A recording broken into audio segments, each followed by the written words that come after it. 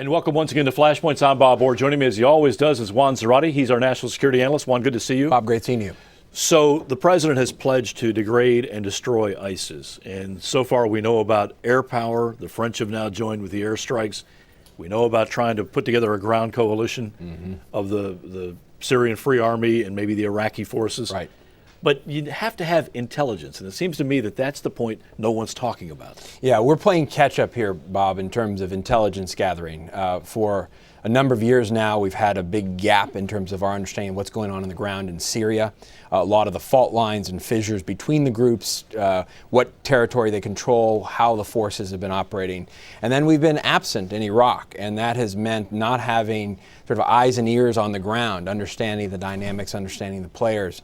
One of the advantages of the surge period in Iraq back in '07 was you had American troops on the ground, American intelligence that really understood in depth what the networks looked like that we were fighting, the Al-Qaeda and Iraq networks, and allowed then the forces to degrade them. And so the bottom line here, Bob, is that the long pole in the tent for the ability to degrade and destroy this group is to have good intelligence, granular intelligence that allows us to target and to strike, whether it's in Iraq or Syria, and then those targets allow us to determine what's happening on the ground for purpose of cutting off their financing and creating coalitions on the ground. What is your sense of what our ground capability is there in terms of intelligence? Because we know U.S. assets have been greatly diminished since we left Iraq.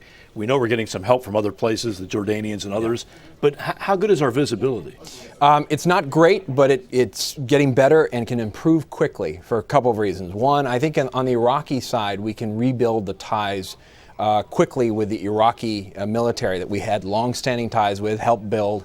Certainly with the Kurdish Peshmerga, which have natural affinities to working with the United States, that can be very helpful. And certainly as we build this coalition, having greater focus by the Jordanians, the Turks, other allies on the ground to be able to understand clearly what's happening. That can happen.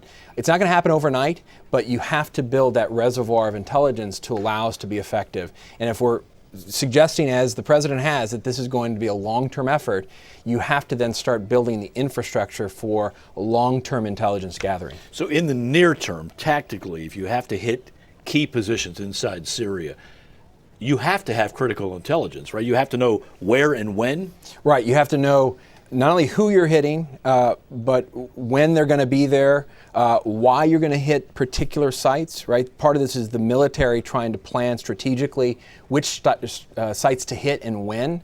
And part of this has to do with degrading the ability of these groups, whether it's ISIL or Al-Qaeda related groups, to be able to not only fight and plot in the region, but also to send foreign fighters abroad. And so American counterterrorism officials in the military are going to be looking for that strategic and tactical information that will allow them to target properly and to get ahead of the curve. As this campaign unfolds, we might be able to tell how good our intelligence is.